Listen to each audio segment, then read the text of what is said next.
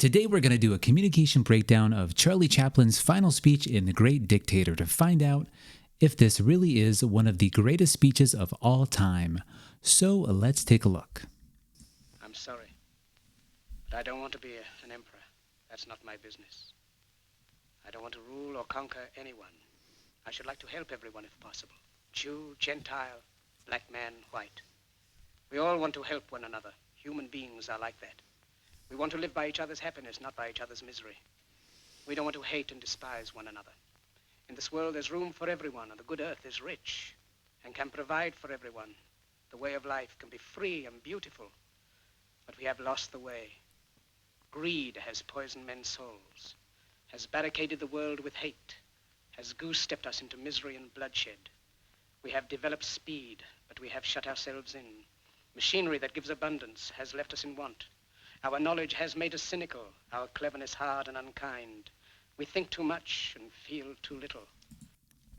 I want to stop there to highlight that powerful line he just said, we think too much and feel too little. He uses antithesis to provide a sense of contrast, to emphasize some very important points and themes throughout the speech.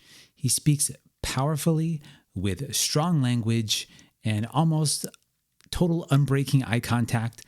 I think he hardly blinks at all throughout this entire speech because he's so honed in, so dialed in and focused on his message. So this is some pretty powerful stuff. Let's continue.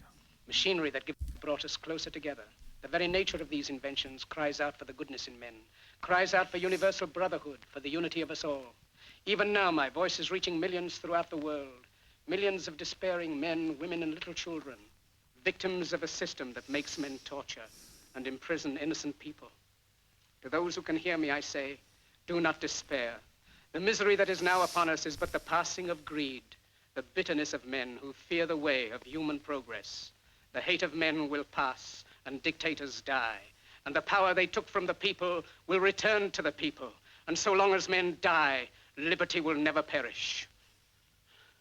Soldiers, don't give yourselves to brutes, men who despise you, enslave you, who regiment your lives, tell you what to do, what to think, and what to feel, who drill you, diet you, treat you like cattle, use you as cannon fodder.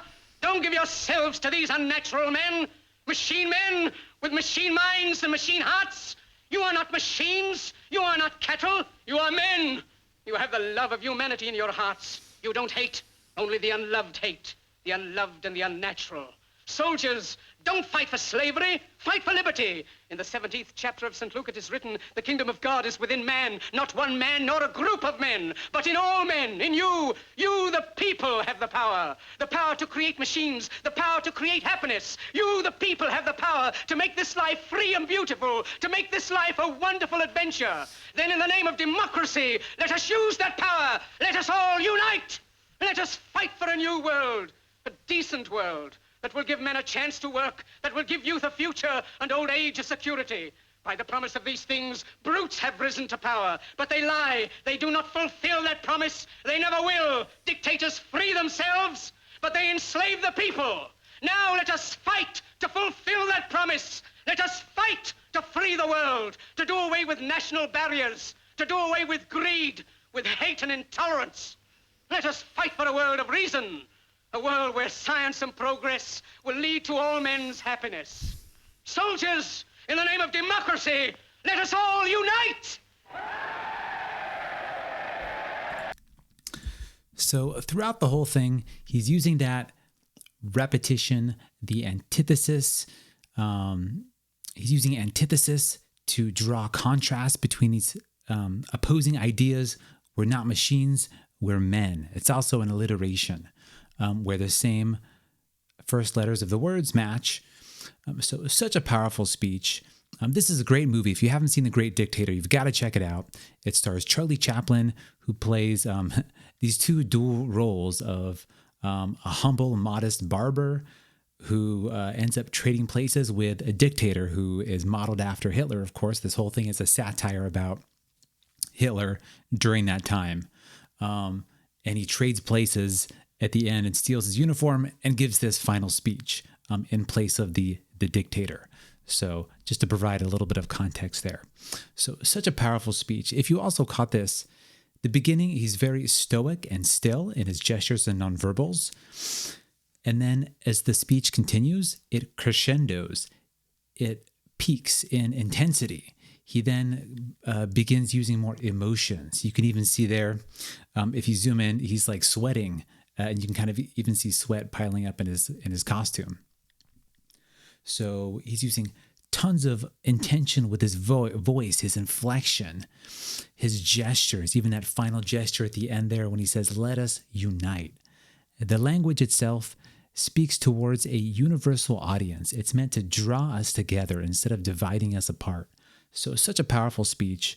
I love this one. If you Google like best speech of all time, greatest speech of all time, this one often pops up, and I think it's a good contender.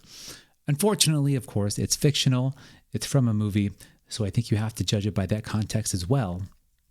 But it's equally compelling. Now, don't you sometimes wish that leaders and politicians could speak at least a little bit like that today? If you think so, let me know in the comments below. And if you enjoyed this, also let me know, and I'll continue making more of them. So thanks for watching.